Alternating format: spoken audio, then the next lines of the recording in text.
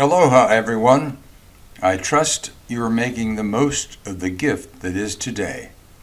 Welcome to Dr. P's Facets of Life series. This is pod number 6. Today's topic: change in life requires the appropriate motivation. There's a very profound quote I borrow and use often, although I cannot remember where I heard it or who said it. These words really apply to so many of us when change is desired or required. The quote goes like this: change occurs when the pain of staying the same is greater than the perceived pain of change. Let me repeat that. Change occurs when the pain of staying the same is greater than the perceived pain of change. The reasons any of us might want to make changes in our lives range from very simple things to major changes, related to lifestyle, destructive habits, and even addictions. A typical approach for attempting change for many would be to take a look at what needs to change, what prompted the reason for change, and what we think the process might entail. We have to decide if it's worth it to put forth the amount of effort and then decide what the rewards might be.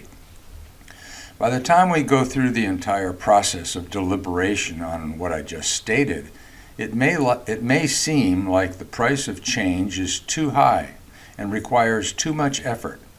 So we say to ourselves, how bad can things really be? I'm not that uncomfortable with things as they are. I'll think about this a little more.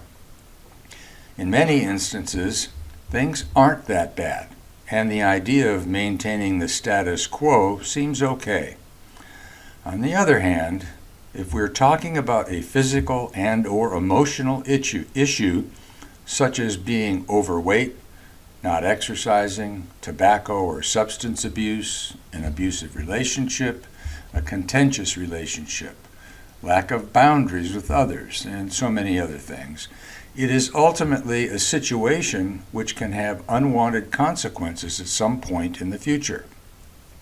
Now, when someone asks me about their difficult current situation and are having trouble either recognizing the problem or confused about how to make things better, I often ask 3 short questions. What do you want? What are you doing to get what you want? And how's that working for you? Well, more often than not, the answer is not a positive one, meaning things aren't working very well. That means that change must happen. So, how do we find a new path of behavior for ourselves that will bring about the kind of change we want or envision? Well, I'm glad you asked. Allow me to paraphrase from a chapter in my book entitled We Don't Come with Instructions. Quote, begin the process with a positive can-do attitude and excitement about what is possible. Formulate a plan for how you intend to get where you want to go. Write the plan down, study it, sleep on it, and study it again. Make modifications if necessary. If after that you don't feel comfortable, it may be time to enlist the help of a professional, a close friend, or a loved one who can be honest and supportive.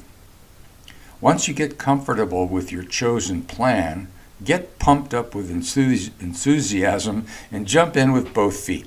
What do you have to lose? Try to remember that making permanent changes is not a process that is accomplished in an emergency state of mind. Your plan is not a test, and you cannot fail. Put forth patient and honest effort and see where that leads you. If after a period of time you are not satisfied, then make some adjustments. Making changes in oneself is like creating a work of art. You are the artist, and you have the power to create what you want. Trust yourself and be patient with yourself and the process. In closing, let me say, enjoy your day, everyone. If you value these pods, spread the word, and remember that gratitude is the best attitude. This is Dr. P saying, Aloha.